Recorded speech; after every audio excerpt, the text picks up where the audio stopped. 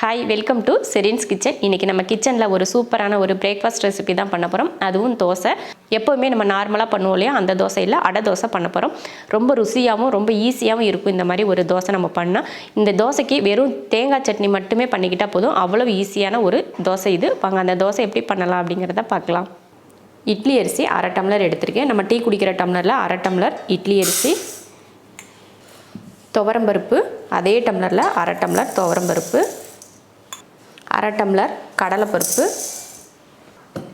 பாசிப்பருப்பு அரை tumbler, 1/4 tumbler உளுந்து. உளுந்து வந்து 1/4 டம்ளர் சேர்த்துக்கிட்டால் போதும். இப்போ இதை கழுவிட்டு ஊற வச்சிடலாம். கழுவியாச்சு, ஊற வச்சிடலாம். ஒரு 2 மணி நேரத்துக்கு ஊறட்டும். அதுக்கப்புறமா எடுத்து பார்த்துக்கலாம். அரிசியும் பருப்பும் ஊற வச்சு பாருங்கள். ஒரு 2 மணி நேரத்துக்கு ஆயிடுச்சு, நல்லா ஊறிடுச்சு. இப்போ அரைக்கிறதுக்கு மிக்ஸி ஜாரில் மாற்றிக்கலாம்.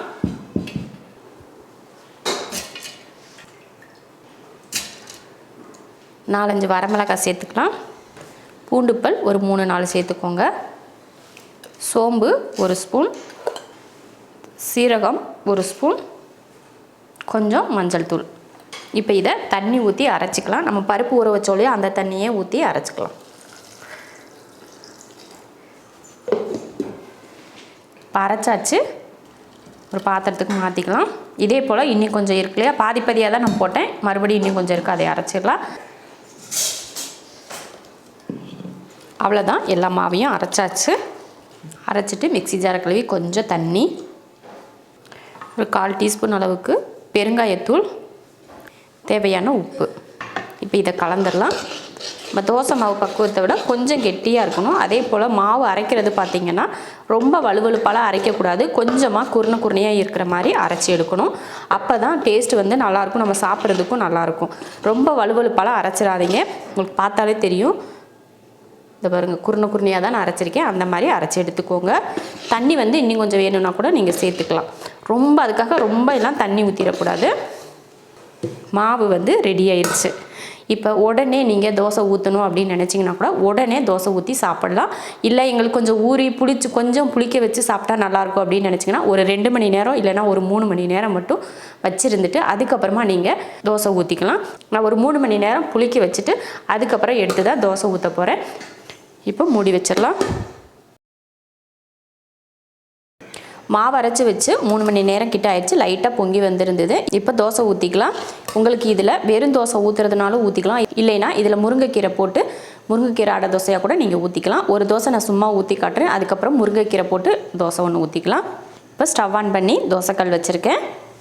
இப்போ தோசைக்கல் வந்து காஞ்சிருச்சு. தோசை ஊற்றிக்கலாம்.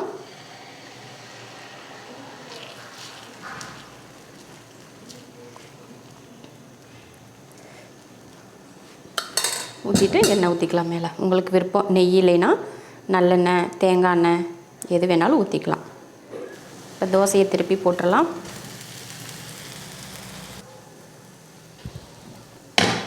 சூப்பராக வெந்துருச்சு, எடுத்துக்கலாம். இந்த மாதிரி எதுவுமே போடாமல் எம்டியாக அந்த மாவு மட்டும் ஊற்றி தோசையும் ஊற்றிக்கலாம். இல்லைன்னா ஒரு பெரிய வெங்காயத்தை இது போல் குட்டியாக கட் பண்ணியிருக்கேன், சேர்த்துக்கலாம். அடுத்து ஒரு கைப்பிடி அளவுக்கு முருங்கைக்கீரை சேர்த்துக்கிறேன். இப்போ இதை கலந்துக்கலாம். இதில் நீங்கள் கருவேப்பிலை மல்லித்தலை கூட சேர்க்குறதுனால சேர்த்துக்கலாம். நம்ம வந்து முருங்கைக்கீரை சேர்த்துருக்கிறதுனால நான் கருவேப்பிலை மல்லித்தலை வந்து சேர்த்துக்கல. இப்போ நம்ம அரைச்ச மாவு வந்து 4 பேர் சாப்பிடக்கூடிய அளவுக்கு கரெக்டாக இருக்கும். அதே போல் முருங்கைக்கீரை போடுறப்பையும் பார்த்திங்கன்னா ஒரு கையளவு கரெக்டாக நம்ம கையில் ஒரு கையளவு போட்டுக்கோங்க. அப்போ தான் கரெக்டாக இருக்கும். இல்லைன்னா அதிகமாக முருங்கைக்கீரை மட்டும்தான் இருக்கும். பார்த்திங்கன்னா இப்போயே தெரியும் பார்த்திங்களா, கலந்ததில் கீரை இந்த அளவுக்கு தான் போடணும். நீங்கள் கீரை போடலை அப்படின்னா கீரைக்கு பதில் கருவேப்பிலை மல்லித்தலையும் கொஞ்சமாக கட் பண்ணி இதில் சேர்த்துக்கிட்டிங்கன்னா அதுவும் நல்லாயிருக்கும். இப்போ தோசை ஊற்றிடலாம். மறுபடியும் தோசை ஊற்றிக்கலாம். இது கொஞ்சம் நம்ம கீரையெல்லாம் போட்டதுனால கொஞ்சம் கெட்டியாக இருக்கிற மாதிரி இருக்கும். அப்படி தான் இருக்கும். நம்ம வெறும் மாவை தோசை ஊற்றுறப்ப தான் கொஞ்சம் நல்லா மெலிசாக ஊற்றுற மாதிரி இருக்கும். இந்த மாதிரி கீரையெல்லாம் போட்டு நம்ம தோசை ஊற்றினோம்னா இந்த மாதிரி தான் இருக்கும். கீரை வெங்காயம் எல்லாம் சேர்த்துருக்கோம் இல்லையா, அதனால் மேலே லைட்டாக எண்ணெய் ஊற்றிட்டு கொஞ்சம் வேக வச்சு எடுத்துக்கலாம். இப்போ வந்து ஒரு பக்கம் வெந்துருச்சு, இன்னொரு பக்கம் திருப்பி போட்டுக்கலாம்.